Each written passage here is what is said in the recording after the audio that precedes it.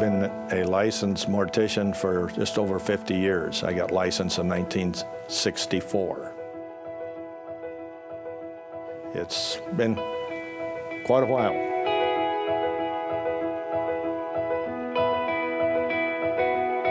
I'm a native of Billings and attended schools here, graduated from Billings Senior High School in 1957, and went on to college. I attended Rocky Mountain College and Eastern Montana College. I was quite interested in architecture, but my plans changed a little bit and I went over to business administration.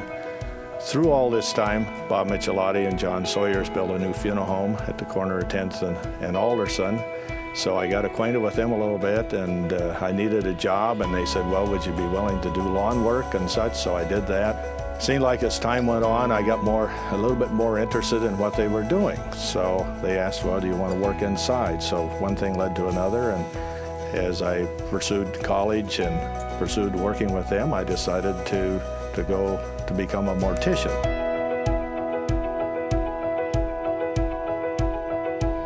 Took the board, passed it, came back to Billings and got a job with Michelotti Sawyers and worked there as an intern, but then was licensed and then worked with the firm for 13 years until 1975.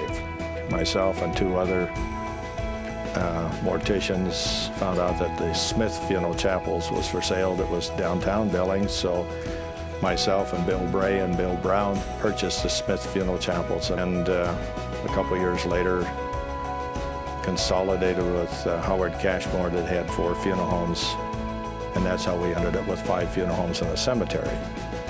Since then I've purchased out partners, and today here I am still at it.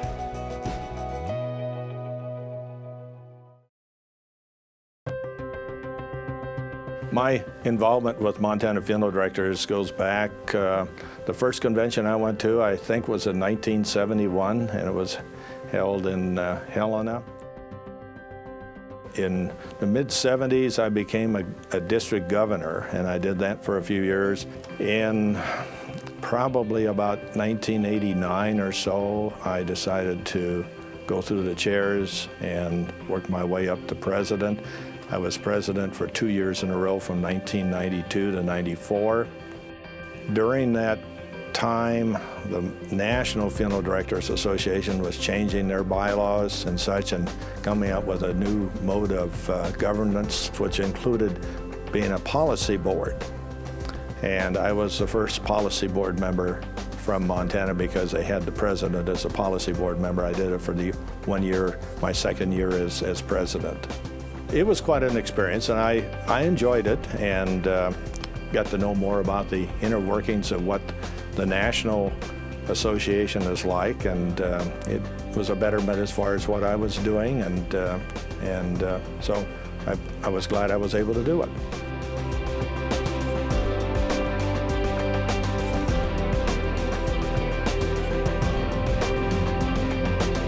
I look back, of course, now having done this for 50 years, I'm working with folks that are second generation, almost in one case a third generation, believe it or not. I feel that I've done a service to these people because they're at a low ebb when they have a death in their family, and we're there to help them. And I can feel good that I've, in most situations, been of help to these people, got them through a crisis. And I think it's just been a satisfaction that I can say that I've had over these years of being in funeral service.